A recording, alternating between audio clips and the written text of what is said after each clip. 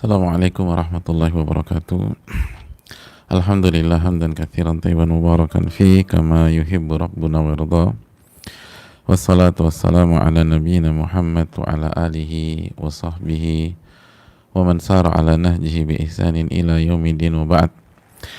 Hadirin Allah muliakan, tidak ada kata yang pantas untuk kita ucapkan pada kesempatan kali ini kecuali bersyukur kepada Allah Subhanahu wa taala atas segala nikmat dan karunia yang Allah berikan kepada kita. Sebagaimana salawat beriring salam semoga senantiasa tercurahkan kepada junjungan kita Nabi kita Muhammadin sallallahu alaihi wasallam beserta para keluarga, para sahabat dan orang-orang yang istiqomah berjalan di bawah naungan sunnah beliau sampai hari kiamat kelak. Hadirin yang Allah muliakan, pada kesempatan kali ini kita tidak henti-hentinya bersyukur kepada Allah Subhanahu wa taala yang telah memberikan kita nikmat iman, nikmat Islam, nikmat taufik, nikmat hidayah, dan nikmat kesempatan menuntut ilmu agama. Dan kita meminta kepada Allah taufik untuk bisa mengamalkannya dengan segala keterbatasan dan kekurangan kita. Jamaah yang Allah muliakan, dan nikmat itu begitu terasa ketika Allah memberikan kesempatan kepada kita belajar melalui salah satu kitab dan karya terbaik,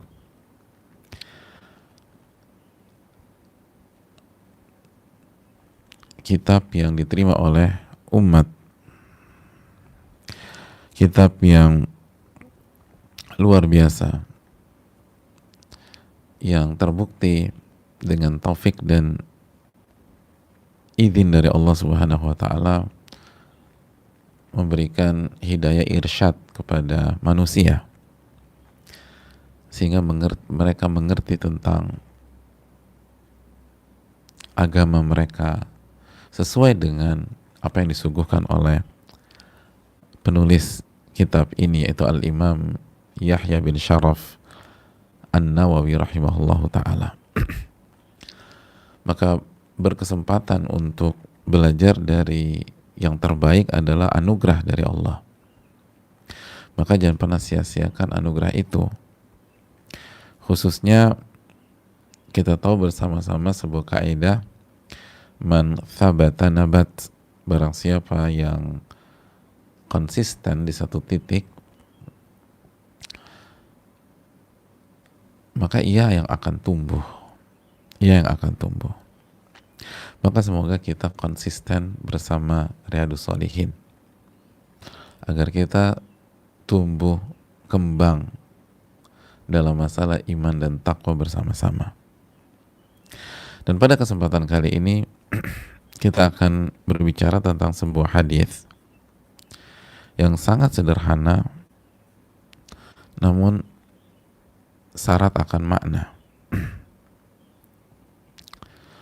Hadis yang dibawakan Al-Imam An-Nawawi dalam hadis yang ke-39 dari Abu Hurairah. Mari kita simak apa yang dituturkan oleh Al-Imam Yahya bin Sharaf bin Murri bin Hasan bin Husain bin Muhammad Abu Zakaria, atau yang biasa dikenal dengan nama Al-Imam An-Nawawi. Semoga Allah merahmati beliau, merahmati keluarga dan orang yang beliau cintai, merahmati orang tua, merahmati seluruh umat Islam dimanapun berada. Dan itulah salah satu didikan beliau kepada kita, agar kita senantiasa mendoakan umat Islam dan agar kita senantiasa mendoakan orang-orang yang berjasa untuk iman kita dan ketakwaan kita. Wa an Abi Hurairah radhiyallahu ta'ala anhu qala, dari Imam Nawawi rahimahullah menyatakan, dan dari Abu Hurairah, semoga Allah meridhai beliau, beliau berkata, qala Rasulullah sallallahu alaihi wasallam, bahwa Rasulullah SAW bersabda, man yuridillahu bihi khairan yusib minhu. Barang siapa yang Allah inginkan kebaikan untuknya, barang siapa yang Allah inginkan kebaikan untuknya, niscaya Allah akan uji dia atau sebagian darinya. Allah akan uji dia. Hadits ini sahih, dikeluarkan oleh Imam Al-Bukhari. Simple, sederhana, namun membuka salah satu hakikat dari dunia. Barang siapa yang Allah inginkan kebaikan untuknya, maka Allah akan uji dia. Uji dia. Jamaah yang Allah muliakan, kita sudah berkenalan dengan sahabat yang meriwayatkan hadis ini. Sekarang mari kita bersama-sama dengan hadis ini.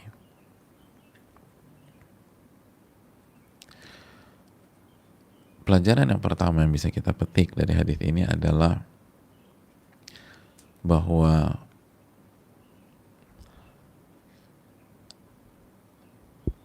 hadis ini membuka mata kita, jamaah.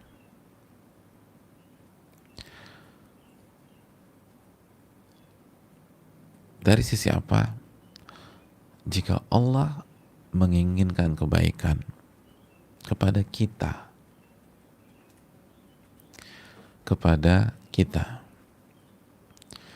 niscaya Allah akan uji kita.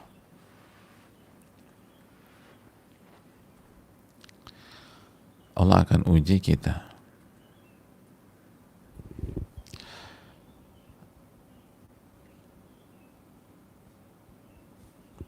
Mengejutkan mungkin bagi setiap orang atau bagi sebagian orang. Kenapa demikian?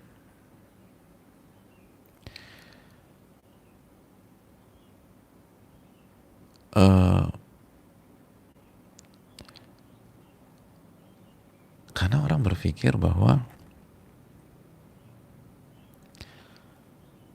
kalau diinginkan kebaikan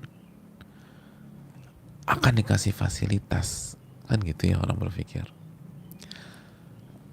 Kalau diinginkan kebaikan maka akan dimanjakan. Jika Allah ingin kebaikan untuk kita, niscaya kita akan dikasih uang, dikasih kesehatan, dikasih jabatan atau kekuasaan, dikasih popularitas, dikasih kenikmatan dan fasilitas dunia. Dan ternyata itu di luar prediksi banyak orang. Justru sebaliknya, jika Allah inginkan kebaikan, yusib minhu, atau dalam sisi lain yusab minhu. Apa artinya? Yuqaddir alaihi al-masaiba hatta yabtaliyahu biha. Allah akan takdirkan dia akan terkena musibah sehingga Allah uji dengan musibah tersebut. Allah kasih ujian, apakah sabar atau tidak. Itu hal yang perlu kita camkan.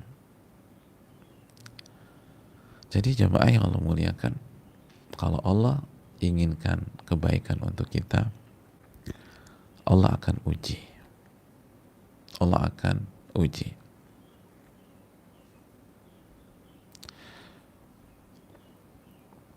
Itu yang pertama. Itu yang pertama. Yang kedua, pelajaran yang kedua,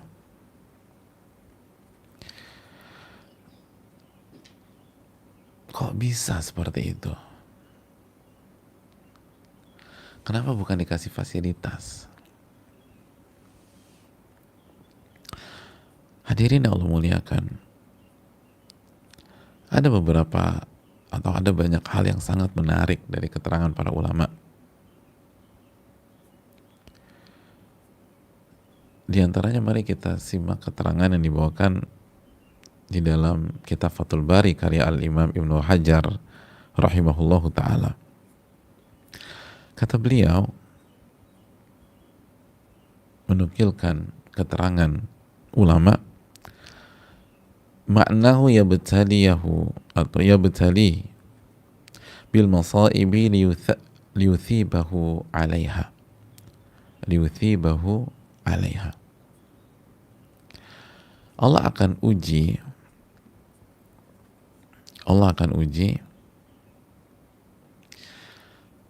sehingga hamba itu akan dapat pahala ganjaran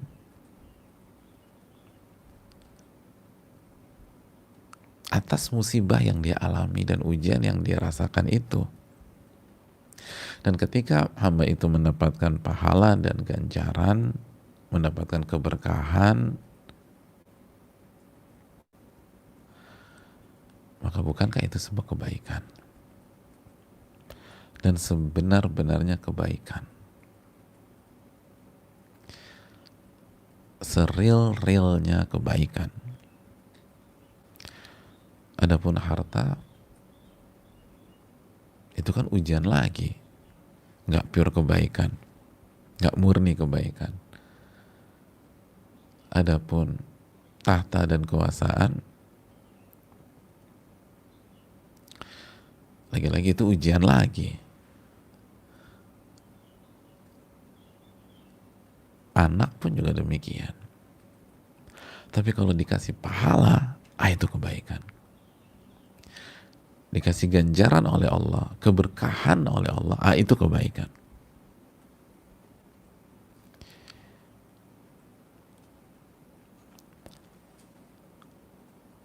Dan itu hal yang sangat penting. Itu yang sangat penting.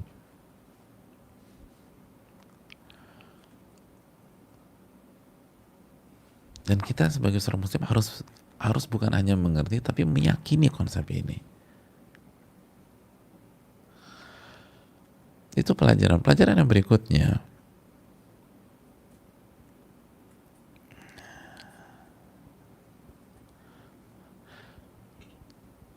Oleh karena itu para ulama kita seperti Al-Imam Muhammad bin Shalih Al-Utsaimin menyatakan bahwa maksud hadis ini adalah man yuridillahu bi khairan fayusibu minhu fayasbiru ala hadhil masaibi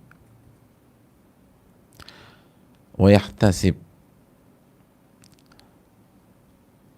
Maksudnya adalah barang siapa yang Allah inginkan kebaikan, maka Allah akan uji dia dan ia bersabar dan mengharapkan pahala itu. Itu maksudnya. Lalu dia bersabar dan mengharapkan pahala. Wa yahtasib. Jadi bukan secara mutlak. Karena kata beliau, kata para ulama kita rahimahumullah, karena banyak orang dikasih ujian dan bencana, walaysa fihi khair, tapi bukannya dapat kebaikan, justru sengsara dan kelihatan. Bukankah banyak orang ketika dikasih ujian bunuh diri? Dan apakah itu kebaikan? Ya enggak lah. Tapi kenapa penyebabnya? Karena dia nggak sabar. Dan dia nggak mengharapkan pahala. Begitu kita nggak sabar dan nggak mengharapkan pahala, maka disitulah penyiksaan duniawi itu terjadi pada diri kita. Kita akan tersakiti. Siapa yang menyakiti kita? Bukan musibahnya, bukan ujiannya, tapi sikap dan respon kita sendiri yang nggak mengimani, nggak yakin sama Allah, nggak menerapkan tauhidnya, tauhid rububiyahnya, tauhid asma wa sifatnya, lalu tentu saja tauhid uluhiyahnya. Maksudnya apa sih? Ya, kita tidak meyakini perbuatan-perbuatan Allah Subhanahu wa taala. Wah, ini dari Allah. Dan perbuatan Allah pasti baik dan terbaik. Karena Allah itu Ar-Rahman Ar-Rahim, Al-Muhsin, yang maha pengasih lagi maha penyayang dan maha baik. Akhirnya kita nggak beribadah. Apa yang terjadi? Sengsara. Sengsara, jemaah. Jadi termasuk barang siapa yang Allah inginkan kebaikan, niscaya Allah akan uji dia dan dia bersabar. Dia mengharapkan pahala. Itu baru ujian yang sesungguhnya. Sabar lalu mengharapkan pahala. Sabar dan mengharapkan pahala. Nah, itu kebaikan. Itu kebaikan. Adapun diuji terus dia jadi arogan, marah-marah, jadi menyerang dan menjatuhkan, jadi berontak, marah sama Allah Subhanahu wa taala, buruk sangka kepada Allah. Itu bukan kebaikan. Itu bukan kebaikan. Jadi ini yang perlu kita camkan loh, jamaah. Sekali lagi, barang siapa yang Allah inginkan kebaikan, Allah akan uji, lalu dia bersabar dan mengharapkan pahala. Itu maknanya. Nah, pelajaran berikutnya,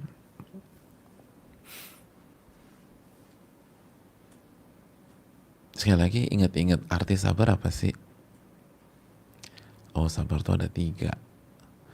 Yang pertama, bukan hanya menahan diri ketika ada musibah. Jadi bukan hanya itu, tapi yang pertama menahan diri agar selalu di atas ketaatan, kan. Lalu menahan diri agar tidak keluar jalur, agar nggak maksiat. Lalu menahan diri dalam setiap musibah dan bencana atau masalah, sehingga kita nggak protes kepada Allah, kita nggak marah sama Allah, kita nggak buruk sangka sama Allah, kita nggak berontak, kita nggak nolak.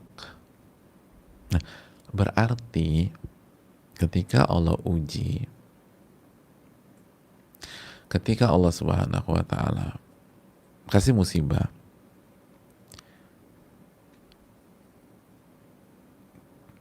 kita nggak boleh gagal fokus nih, jamaah. Justru di situ letaknya kesabaran.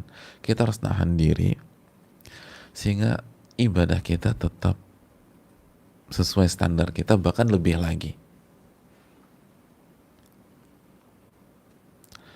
Dan nahan diri agar enggak jatuh ke ranah yang haram. Lalu nahan diri agar terus menerima, tabah, baik sangka kepada Allah, dan melihat sisi-sisi positif yang lain. Jamaah yang Allah muliakan,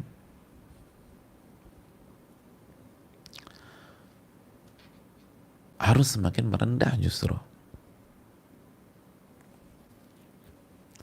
Bukan semakin bingung, akhirnya sibuk ngurusin makhluk, Hati kita ya, fisik itu bagian dari ikhtiar. Tapi hati ke A, ke B, ke C, ke D. Sedangkan sujud sama Allahnya enggak. Zikrullahnya tidak.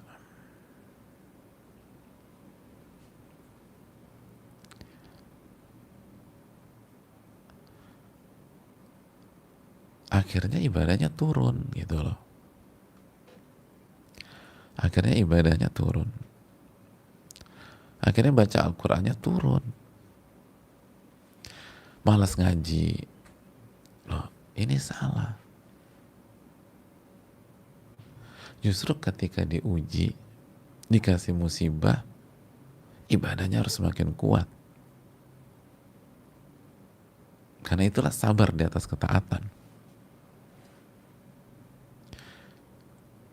Dan harus lebih menerima, tabah. Harus semakin menjadi hamba. Itulah kebaikan sejati, jamaah. Sehingga pahala terus. Itulah firman Allah dalam surat Al-An'am 42 ketika Allah mengatakan fa'akhadnahum bil ba'sa'i wa dharra la'allahum yatadarraun.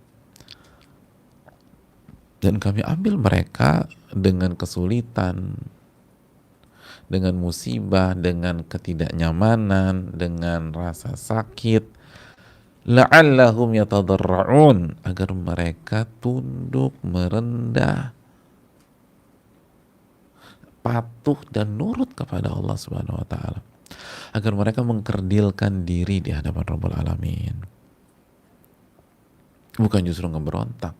Ini tujuannya, kita kasih kesulitan segala macam itu agar tadarruk, agar menghina, agar merendahkan dirinya kepada Allah, hatinya kepada Rabbul Alamin, agar tunduk kepada Allah. Itu baru kebaikan.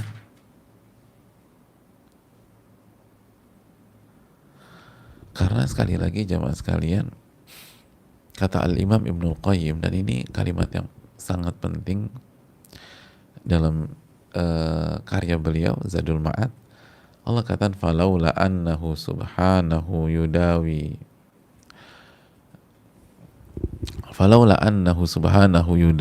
ibadahu bi adwiyatil mihan wal ibtila la tagaw wa bagaw wa atau.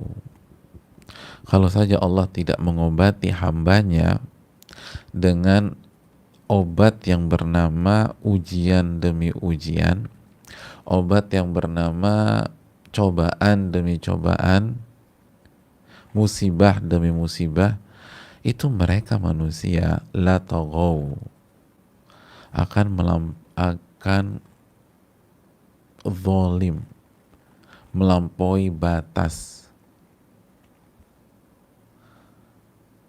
dan akan melakukan dosa dan maksiat. Itu. Jadi ujian, musibah, itu kata Al-Imam Ibnul Qayyim, itu obat.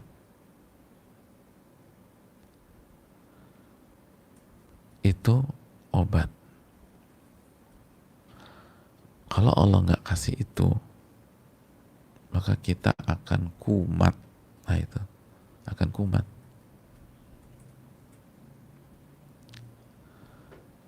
Kumat apanya? Kumat kesombongannya, kumat keangkuhannya, togow wabagow,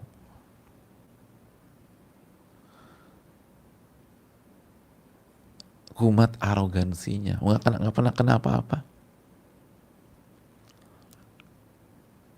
Oh itu bahaya jamaah. Dari satu sisi, makanya Allah kasih obat itu biar manusia tuh nggak melampaui batas, agar manusia tetap merendah. Iya ya, aku bisa sakit ya, agar manusia berdoa, ya Rabbi shfini, ya Allah sembuhkan aku.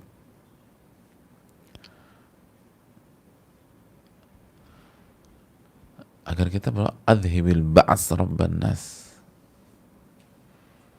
ishfi wa anta syafi, ya Allah sembuhkan, engkau lah yang maha penyembuh.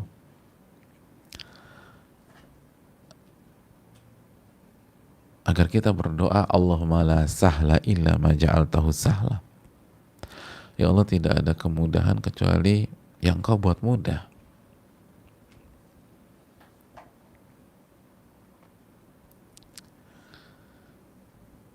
Jadi sebagaimana kata Nabi, ini bagus buat kita, ini sangat positif buat kita.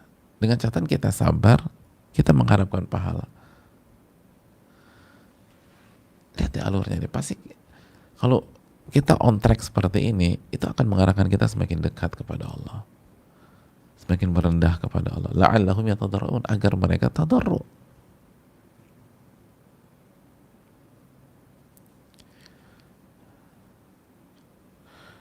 Membuat kita nggak manja, akhirnya buat masalah dalam kehidupan. Belum lagi pengguguran dosa yang sebagaimana kita sudah jelaskan, mengangkat derajat kita di sisi Allah,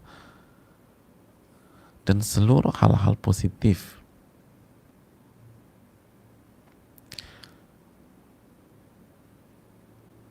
Ini yang perlu kita camkan, dan kita terbebas dari azab akhirat, terbebas dari azab akhirat. Jadi ini yang sangat luar biasa. Ingat, musibah, ujian itu obat. Obat apa? Obat kesombongan, obat keangkuhan, obat melampaui batas, obat arogansi, obat merasa diri besar, obat merasa bisa melakukan segalanya.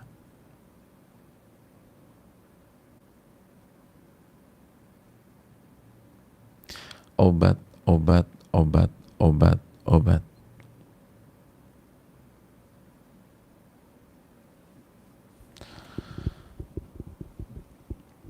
Man yuridillahu bi khairan yusib minhu, barang siapa yang Allah inginkan kebaikan, Allah akan uji dia, sehingga membuat dia harus minum obat setiap hari, obat secara rutin, membuat dia sujud, membuat dia ruku, membuat dia ikut kajian, membuat dia buka gadgetnya lalu browsing kajian tentang kesabaran misalnya. Kalau nggak dikasih beginian, nggak akan dia ngecek kajian, nggak akan dia cari-cari. Temennya bertahun-tahun ngajak dia ngaji, nggak pernah datang. Ada lah alasannya. Begitu dikasih shock terapi sama Allah, baru dia bingung, baru nangis, baru kembali merasakan air wudhu di jam 3 pagi, jam 4 pagi sebelum subuh. Dulu jangankan jam 3 pagi, dia baru ngerasain dinginnya air tuh setengah 7 pagi. Bablas terus. Begitu dapat begini, bangun jam 3 tuh.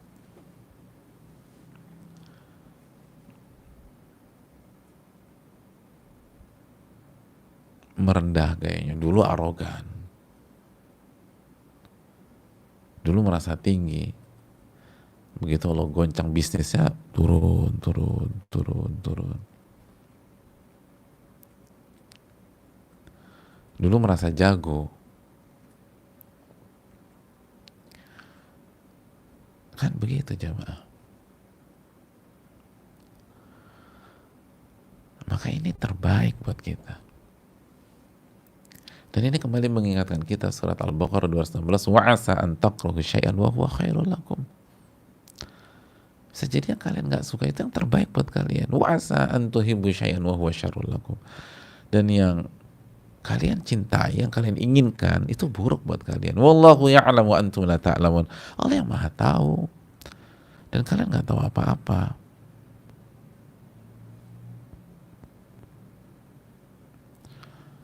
Allah yang Maha tahu.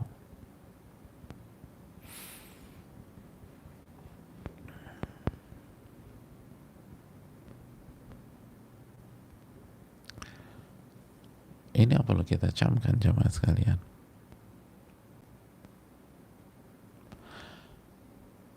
Pelajaran yang berikutnya,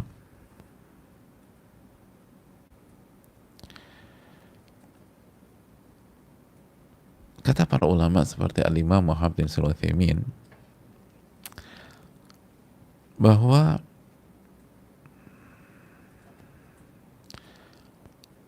tidak ada keraguan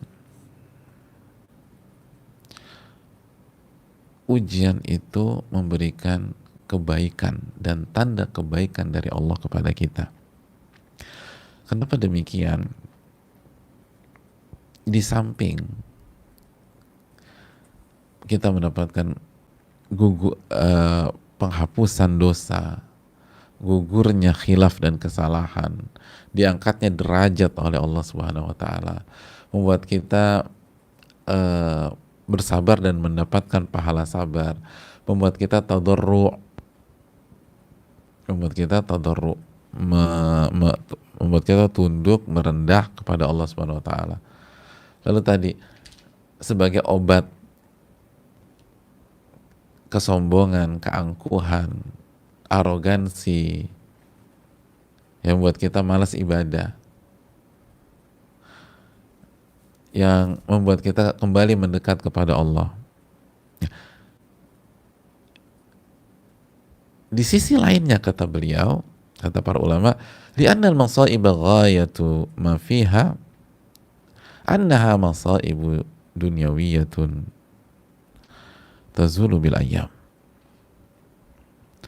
Karena musibah itu, ghayatu ma fiha, puncak dari ini semua apa sih? Puncak dari ini semua adalah musibah duniawi yang akan hilang dengan berjalannya waktu. Kullama madatil ayyam khaffat 'alaikal musibah. Semakin hari-hari itu berlalu, semakin ringan beban musibah Anda.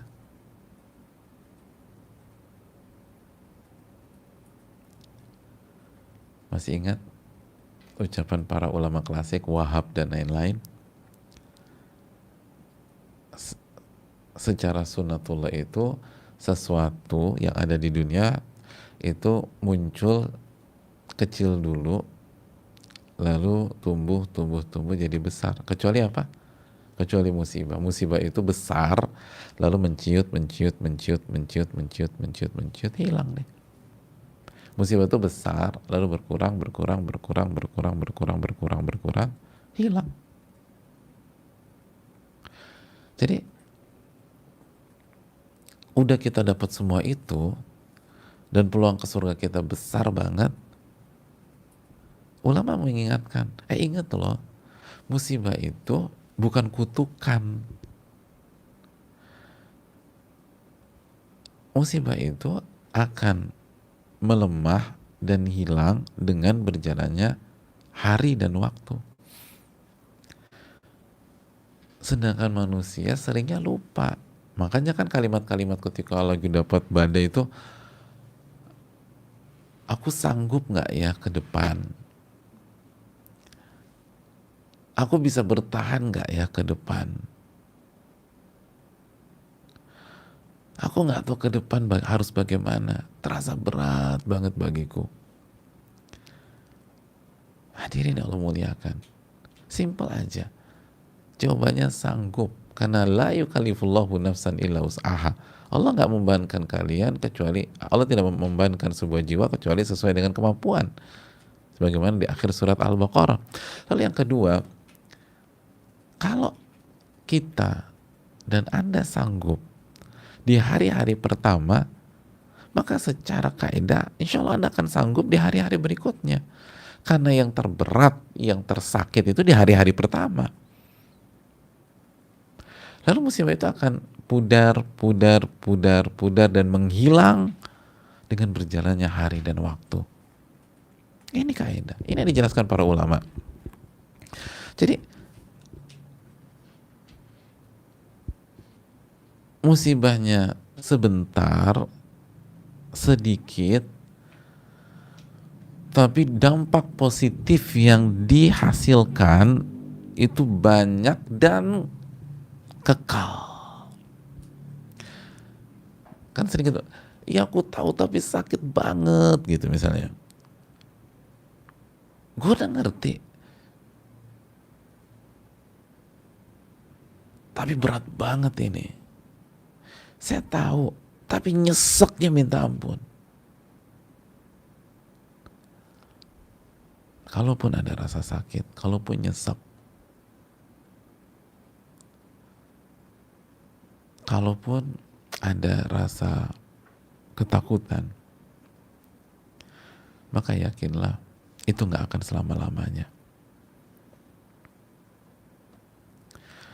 Itu akan berkurang, berkurang, berkurang, berkurang, berkurang, berkurang, dan hilang dengan berjalannya waktu.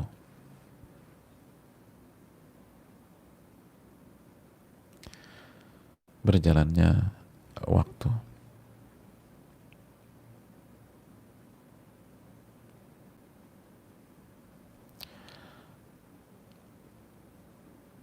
Itu yang dijelaskan. Jadi kalaupun ada rasa sakit sebentar, hasilnya banyak. Itu poinnya. Kenapa dikatakan khairan? Salah satunya, kalaupun ada rasa sakit sebentar, sedikit, di sisi lain kebaikannya banyaknya luar biasa.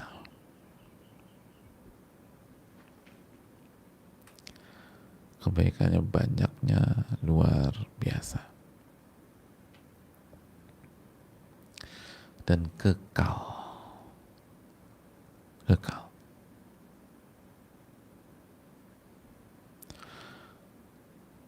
Jadi obat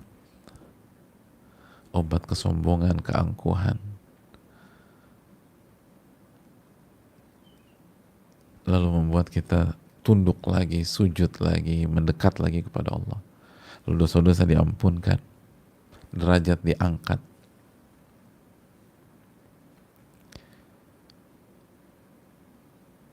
pahala mengalir,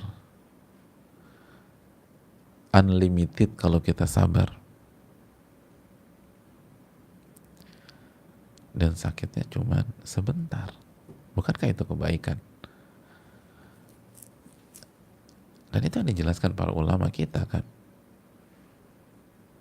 Seperti yang dijelaskan Imam Syatibi dan lain-lain. Kebaikan itu jika sisi positifnya jauh lebih banyak daripada sisi negatif. Dan itulah karakter dunia secara umum.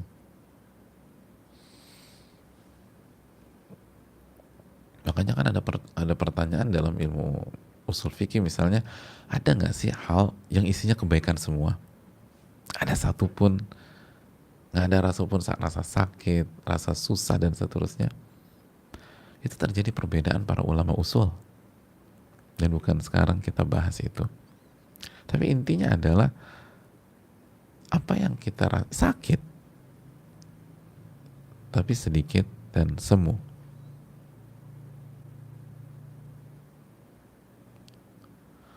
Makanya masih ingat nggak ucapan para ulama kita, dijelaskan juga Imam Ibnu Qayyim dalam kitabnya Fawaid, al-haqqu, kebenaran itu pahit,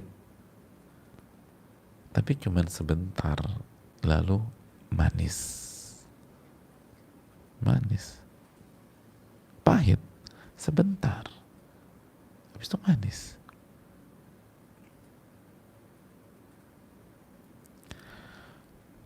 Terakhir jemaah sekalian, hadis ini membuka mata kita tentang apa yang disampaikan sebagian para ulama, bahwa sebab kita galau, sebab kita jatuh secara mental, itu bukan karena musibah dan bencana yang kita hadapi, bukan beratnya masalah, Tapi karena kebodohan dan ketidaktahuan kita,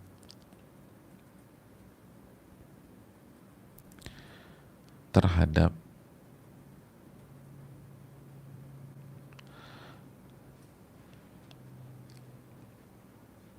apa yang Allah inginkan dari kita,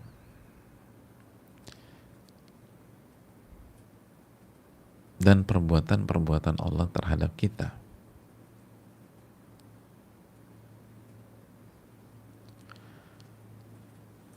Jadi itu yang buat kita masalah. Karena ilmu tentang iman kita yang masalah.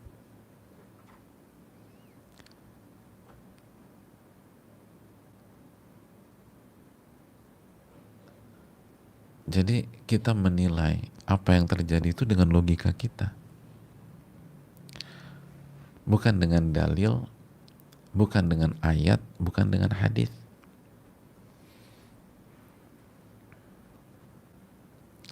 Coba, man yuridillahu bi khairan yusib minhu. Barang siapa yang ingin kebaikan, Allah akan uji.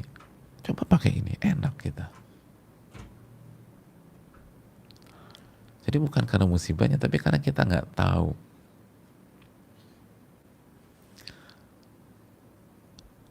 Apa yang Allah inginkan dari itu? Kita nggak tahu perbuatan-perbuatan Allah Subhanahu wa Ta'ala.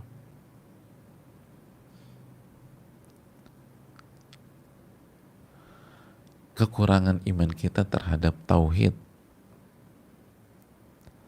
mengimani segala perbuatan-perbuatan Allah, semuanya baik, semuanya sempurna. Kekurangan ilmu kita tentang tauhid asma wa sifat, nama-nama dan sifat-sifat Allah.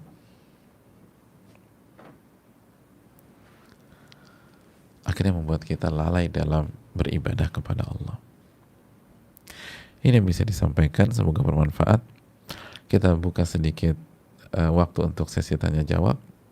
Wassalamualaikum warahmatullahi wabarakatuh.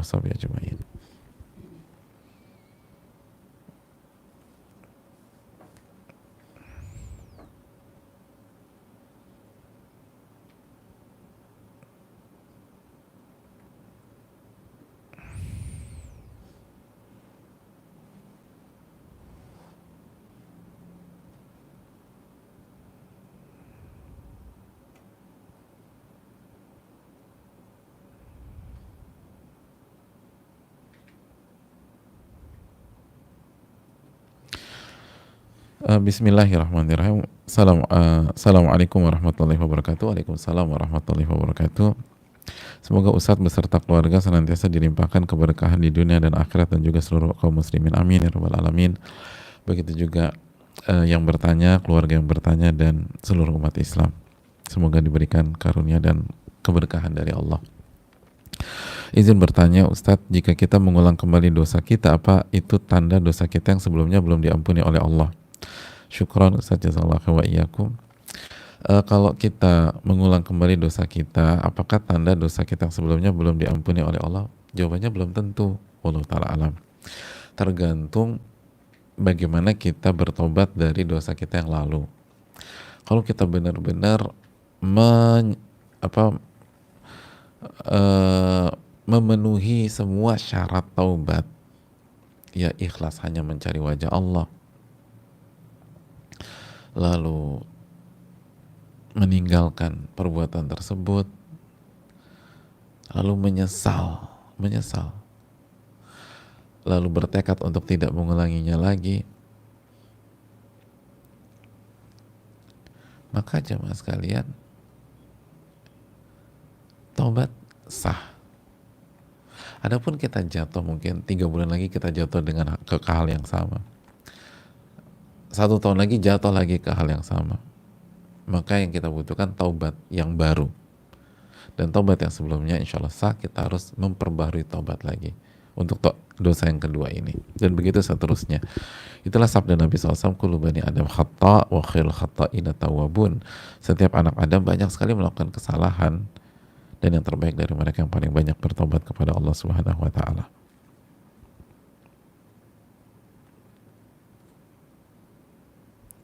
Assalamualaikum warahmatullahi wabarakatuh. Waalaikumsalam warahmatullahi wabarakatuh. Semoga Ustadz dan tim beserta keluarga senantiasa dilimpahkan keberkahan oleh Allah. Amin ya rabbal alamin. Begitu juga yang bertanya dan seluruh umat Islam yang ada. Izin bertanya Ustadz, terkadang terminologi taubat hanya dihubungkan dengan dosa besar atau dosa yang disadari. Bagaimana supaya kita senantiasa bertobat pada dosa-dosa kecil yang kadang juga tidak disadari dan dosa menyia-nyiakan waktu dan meninggalkan amalan-amalan sunnah. Syukran Ustadz, jazakallah khairan. Ya, yang pertama,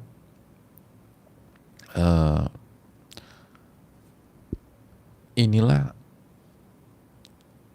salah satu alasan mengapa Nabi SAW, atau salah satu hikmah kenapa Nabi SAW mengajarkan kita setiap hari itu hendaknya beristighfar lebih dari 70 kali.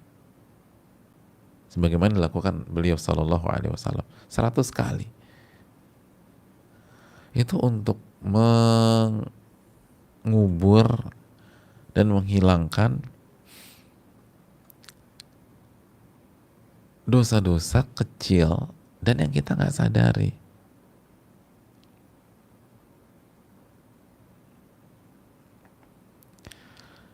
Jadi kalau kita bisa ngejaga setiap hari di atas 70 istighfar, terus kita baca astagfirullah wa atubu ilaik, terus kita sesali semuanya, maka insya Allah itu akan mengcover yang kita tidak sadari. Wallahu ta'ala alam bisawab.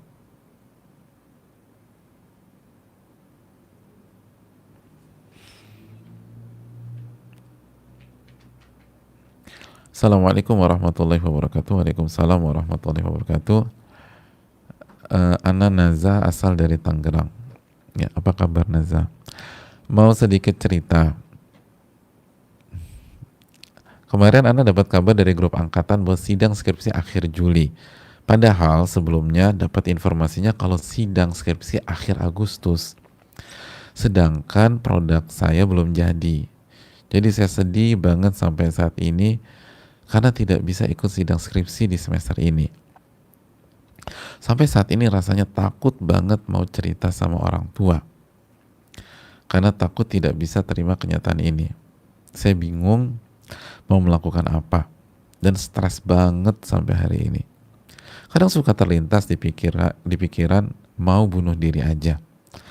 Tapi takut mati dalam meninggalkan dosa besar. Karena saking takut dan bingung, apakah ini dampak dari semua dosa-dosa saya Ustadz? Mohon nasihat dan pencerahannya, jazakallah khairan. Ya, terima kasih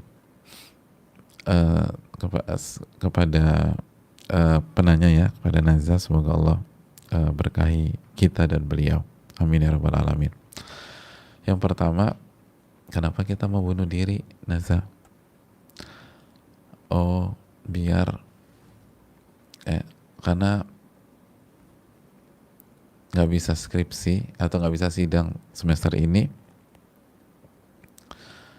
dan takut membuat orang tua kecewa, marah, dan sedih dan tidak bisa menerima kenyataan, gitu ya.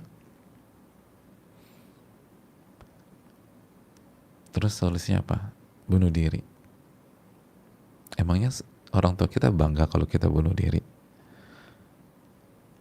Kalau anggap aja itu benar nih, anggapnya benar, orang tua akan kecewa, akan marah, akan sedih karena kita nggak bisa ikut sidang skripsi semester ini. Terus bagaimana kalau kita bunuh diri? Ya lebih bikin hancur lah. Jadi gimana sih? Itu kayak kehausan terus pengen minum air laut, ya tambah haus. Kita tuh, aduh saya sedih banget orang tua saya. Saya nggak mau orang tua saya sedih karena saya gagal sidang skripsi semester ini. Terus solusinya apa Mbak? Aku mau bunuh diri aja. Lalu orang tua Mbak bangga gitu, jadi bahagia. Kenapa Bu senang? Memang sih anak saya nggak bisa ikut sidang skripsi, itu membuat saya sedih. Tapi bahagianya dia bunuh diri. Kan nggak ada yang bilang begitu. Itu justru itu solusi dari syaitan biar kita menyelesaikan masalah dengan masalah yang lebih parah. Belum lagi dosa-dosanya. Dosa bunuh diri sangat besar, jemaah.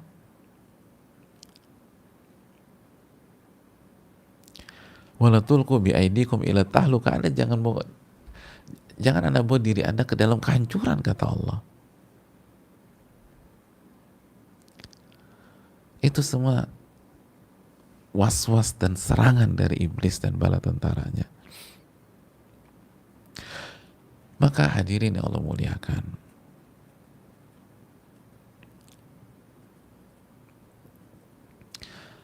ini memang gara-gara dosa. Tapi ini bukan akhir dari segalanya. Ini bukan akhir dari segalanya. Jangankan gagal skripsi semester ini, kita lihat sendiri dengan mata kepala kita. Ada banyak orang sukses dan berhasil di dunia gak kuliah. Jangankan gak skripsi, gak kuliah. Jangankan gak sidang, gak kuliah. Berhasil. Dengan izin dan taufik dari Allah. Sebagaimana bukan berarti kuliah gak penting. Dan meremehkan kuliah. Enggak. Tapi kullun ya'malu ala syakilati. Setiap orang tuh beramal dalam kotaknya masing-masing. Sesuai dengan takdir Allah Subhanahu wa taala. Ketika Allah takdirkan kita kuliah dan kita dikasih kesempatan belajar di kampus yang baik dan seterusnya, ya maksimalkan.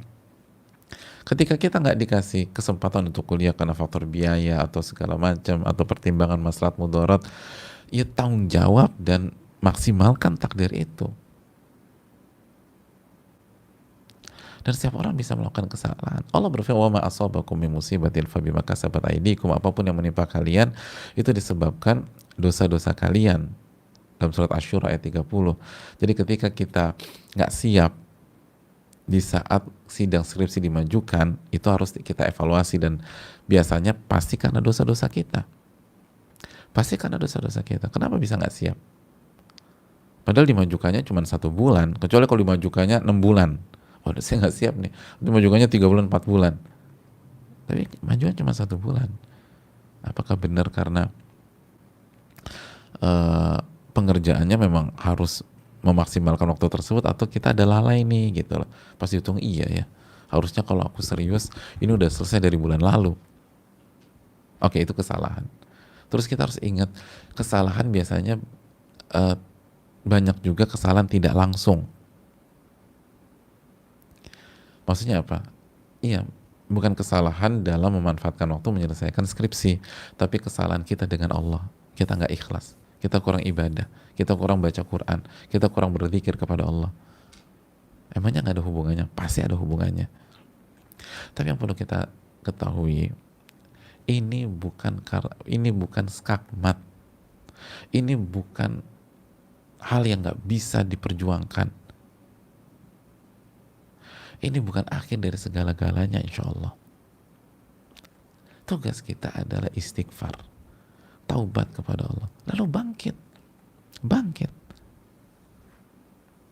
Oke, nggak bisa semester ini, semester depan tata lagi hidup kita dan cari hal yang bermanfaat di semester ini. Jangan cuma nunggu bengong gitu loh, lalu pakai madzhab rebahan. Jangan. Perbaiki ibadah, lalu cari hal-hal yang bermanfaat untuk mengisi semester ini. Cari. Kerjakan. Jadi nggak ada masalah. Kita udah selesaikan skripsi, lalu belajar banyak hal di semester ini. Semester depan kita sidang. Ada banyak hal. Dan ini positif. Allah ingin ajarkan kita betapa mahalnya waktu, betapa pentingnya waktu, dan harus menghargai waktu. Kalau kita bisa ambil pesan ini, ke depan kita nggak akan sia-siakan waktu lagi, karena kita nggak mau keterlambatan sidang kita terulang. Lalu perbanyak istighfar kepada Allah, sujud kepada Allah, minta agar Allah melembutkan hati orang tua kita. Minta agar semuanya ini berjalan baik-baik saja. Jangan pakai logika. Ada banyak di dalam kehidupan ini, kita berpikir ini akan berantakan, ternyata nggak berantakan. Kita berpikir ini akan hancur, ternyata nggak hancur. Ana inda dhanni abdi bi, aku ini tergantung prasangka hambaku terhadap diriku. Jadi positive thinking lah. Insya Allah orang tua bisa menerima asal saya tobat, saya berubah, saya benar-benar menjadi diri saya yang baru dengan segala perjuangannya. Insya Allah Allah lembutkan hati orang tua kita. Lalu kita doakan mereka. Kita doakan iman mereka dikuatkan, iman kepada takdir mereka dikuatkan. Insya Allah bisa. Insya Allah. Yakin sama Allah Subhanahu wa Ta'ala. Ini yang bisa disampaikan. Terima kasih banyak. Dan bagi yang bertanya baik sesi ini atau di kajian-kajian sebelumnya dan tidak terjawab, yakinlah kita sudah dapat pahala bertanya, karena bertanya itu adalah perintah Allah Subhanahu wa Ta'ala, terlepas terjawab atau tidak terjawab. Dan ketika kita menjalankan perintah, karena Allah berfirman fas'alu ala dzikri in kuntum la ta'lamun, bertanyalah kepada ahli ilmu jika kalian tidak tahu, dalam surat awal surat Al-Anbiya itu, maka kita mendapatkan pahala menjalankan perintah Allah Subhanahu wa Ta'ala. Dan insya Allah bisa jadi Allah tidak kasih jawabannya di sesi ini, tapi Allah kasih jawabannya di kesempatan yang lain, karena Allah lihat semangat kita menjalankan perintahnya. Subhanakallahumma wa bihamdika asyhadu an la ilaha illa anta astaghfiruka wa atubu ilaik. Assalamualaikum warahmatullahi wabarakatuh.